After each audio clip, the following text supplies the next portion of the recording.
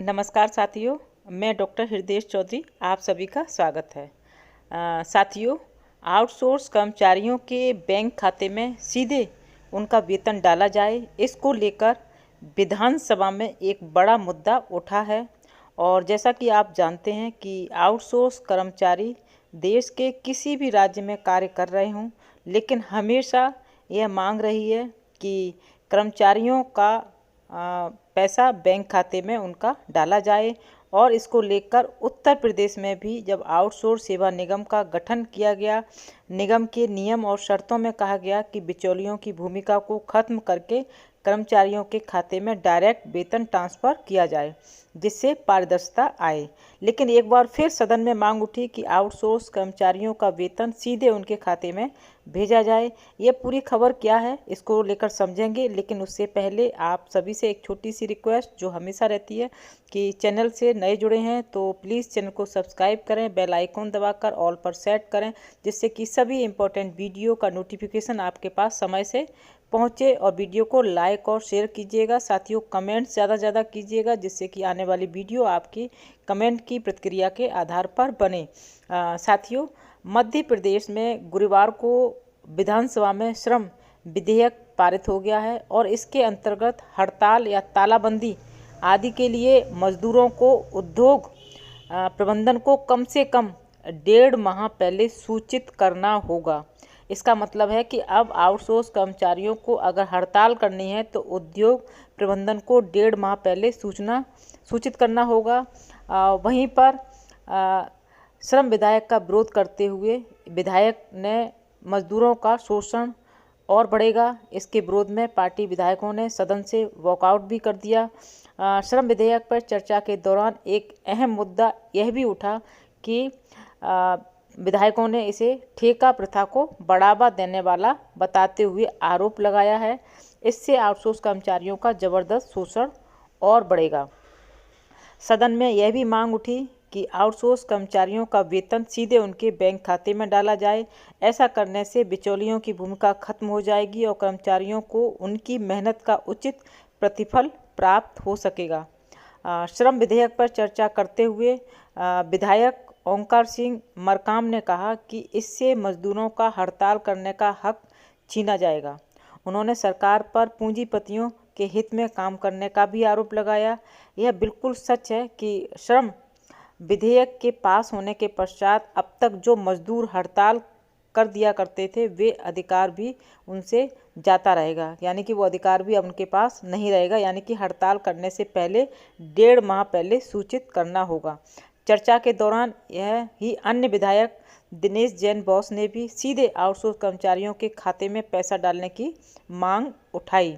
उन्होंने कहा कि ठेका सिस्टम से आउटसोर्स कर्मचारियों का सर्वाधिक शोषण किया जा रहा है।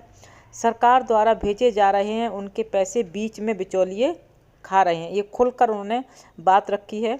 और विधायक ने कहा कि कंप्यूटर ऑपरेटर के लिए राज्य सरकार 18,000 का भुगतान कर रही है, लेकिन उन्हें वहीं पर 12 या 13,000 रुपये मिल रहे हैं।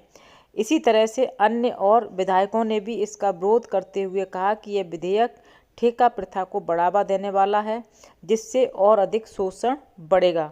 सरकार आउटसोर्स के माध्यम से कर्मचारियों की नियुक्ति कर रही है। इसका ठेकेदार सरकार से कर्मचारी के लिए 15,000 लेता है, लेकिन उसे महज 5,000 ही देता है। यानी कि सरकार से ठेकेदार जो सरकार से कर्मचारी के लिए पैसा लेते हैं 15,000 और उनको वेतन के रूप में उन्हें 5,000 ही दिया जाता है, यानी कि 10,000 रुपये बिचौलियों का हो जाता है। तो इस तरह से शोषण उनका लगातार बढ़ता जा रहा है। और जब उनका सीधा पैसा बैंक खाते में आएगा तो ये बीच की जो भूमिका होगी, यानी कि वो समाप्त हो जाएगी। अगर सरकार से कर्मचारी के लिए 15,000 रुपये ले रहे हैं तो वो सीधा 15,000 कर्मचारियों के खाते में जाएगा, आउटसोर्स कर्मचारियों के खाते में जाएगा, जिससे बहुत बड़ी जो एक समस्या आती है शोषण की, वो खत्म हो जाएगी और पारदर्शिता भी बढ़ेगी। तो इस तरह से विधानसभा में विभिन्न विधायकों ने आउटसोर्स कर्मचारियों के हितों का ध्यान रखते हुए उनका वेतन सीधे बैंक खाते में देने की बात कही है। और मध्य प्रदेश सरकार ने जो श्रम विधेयक पास किया उसका डटकर विरोध किया। विधानसभा में श्रम विधेयक पारित हो गया है। अब इसके अंतर्गत हड़ताल या तालाबंदी करने के लिए मजदूरों को उद्योग प्रबंधन को कम से कम 1.5 महीने की पहले सूचना देनी होगी, जिसको लेकर विधानसभा में काफ़ी बवाल भी हुआ और विधायकों ने बहुत डटकर विरोध भी किया, क्योंकि अब कोई भी हड़ताल या कोई भी ऐसा काम नहीं कर सकते हैं बिना पूर्व सूचना दिए हुए। तो इसलिए उनका इस विधेयक का बहुत विरोध हुआ है। और साथ में ये भी मांग उठाई है कि जो भी पैसा सरकार से लिया जाता है कर्मचारियों के नाम पर, वो पैसा सीधा उनके बैंक अकाउंट में पहुंचे, जिससे कि कहीं कोई दिक्कत ना आए और कर्मचारियों का जो शोषण हो रहा है वो भी कहीं ना कहीं बंद होगा। क्योंकि जब उत्तर प्रदेश में आउटसोर्स सेवा निगम का गठन किया गया था और अभी वो लागू नहीं हुआ, लेकिन जब गठन किया गया तो सबसे महत्वपूर्ण जो बात निकल के आई थी शुरुआत में, और ये उत्तर प्रदेश के मुख्यमंत्री जी ने भी कहा था, जिसमें उस समय मीडिया में काफ़ी सुर्खियों में रहा था कि प्रत्येक माह की 5 तारीख को सीधे बैंक अकाउंट में खाते में पैसे आएंगे। लेकिन अभी तक वो लागू नहीं हुआ है। अब देखते हैं क्या होता है आगे। उसके कई नियम चेंज भी हुए, बिचौलियों की भूमिका खत्म कर दी गई थी, अब नए नियम और संपादित किए गए हैं, उसके देखते हैं। तो कहीं ना कहीं हर राज्य में इस तरह की मांग उठती रही है समय समय पर कि जो आउटसोर्स कर्मचारी हैं, संविदा कर्मचारी हैं, उनको पैसा सीधा बैंक अकाउंट में पहुंचे, जिससे कि उनका जो पैसा सरकार दे रही है वो सीधा पैसा उनके खाते में उनकी मेहनत का पहुंचे और उनका शोषण ना हो। और भी बहुत सारी सुविधाएं हैं जो लेना चाहते हैं। उनका कहना है समान कार्य के लिए समान वेतन भी होना चाहिए, EPF भी होना चाहिए, SI भी होना चाहिए, यानी कि सारी बीमा से संबंधित सुविधाएं भी उनको मिलनी चाहिए, ऐसा उनकी मांग है।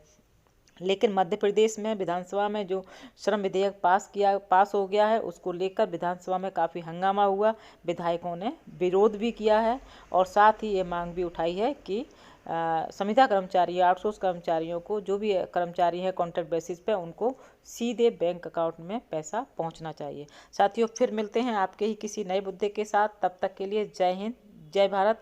और जाते जाते फिर कहना चाहेंगे कमेंट भी कीजिएगा और चैनल को सब्सक्राइब भी कर लीजिए।